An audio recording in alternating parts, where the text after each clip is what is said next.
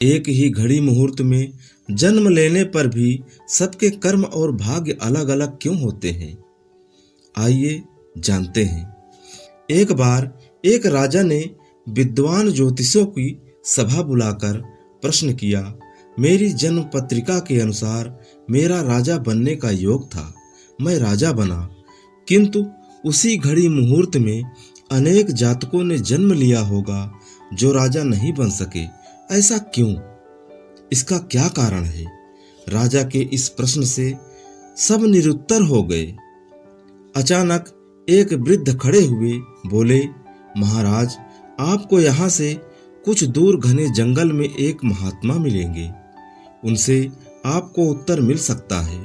राजा ने घोर जंगल में जाकर देखा कि एक महात्मा आग के ढेर के पास बैठकर अंगारे यानी कि गर्मा गर्म कोयला खाने में व्यस्त है।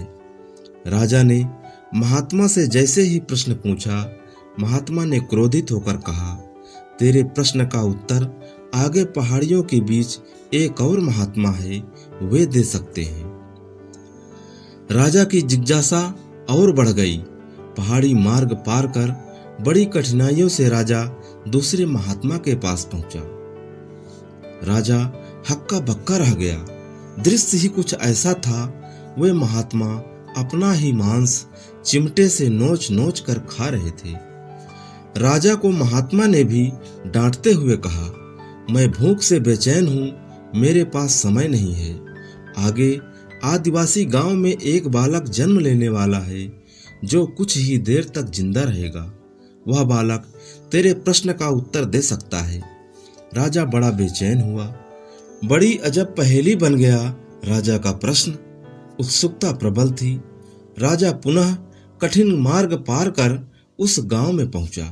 गांव में उस दंपत के घर पहुंचकर सारी बात कही। जैसे ही बच्चा पैदा हुआ, दंपति ने नाल सहित बालक राजा के सम्मुख उपस्थित किया। राजा को देखते ही बालक हंसते हुए बोलने लगा, राजन, मेरे पास भी समय नहीं है, किंतु अपना उत्तर सुन लो तुम। मैं और दोनों महात्मा 7 जन्म पहले चारों भाई राजकुमार थे। एक बार शिकार खेलते खेलते हम जंगल में 3 दिन तक भूखे प्यासे भटकते रहे। अचानक हम चारों भाइयों को आटे की एक पोटली मिली। हमने उसकी 4 रोटी सेंकी। अपनी अपनी रोटी लेकर खाने बैठे ही थे कि भूख प्यास से तड़पते हुए एक महात्मा वहां आ गए। अंगार खाने वाले भैया से उस महात्मा ने कहा, बेटा, मैं 10 दिन से भूखा हूँ, अपनी रोटी में से मुझे भी कुछ दे दो, मुझ पर दया करो, जिससे मेरा भी जीवन बच जाए।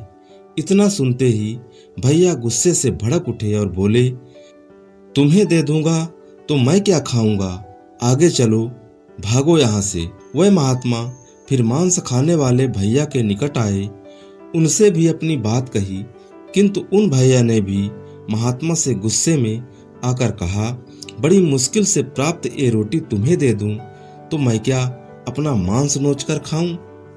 भूख से लाचार वे महात्मा मेरे पास भी आए, मुझसे भी रोटी मांगी, किंतु मैंने भी भूख में धैर्य खोकर कह दिया, चलो आगे बढ़ो, मैं क्या भूखा मरूं?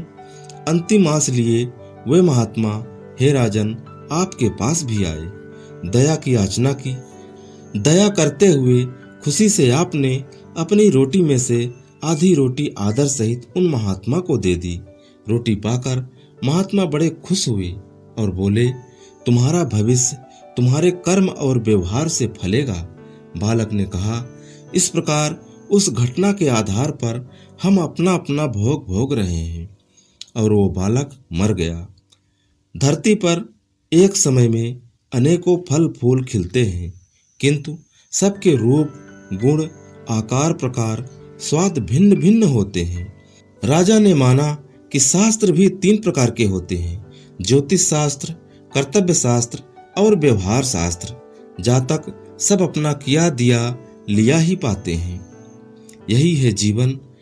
गलत पासवर्ड से एक छोटा सा मोबाइल नहीं खुलता, तो सोचिए गलत कर्मों से स्वर्ग के दरवाजे कैसे खुलेंगे।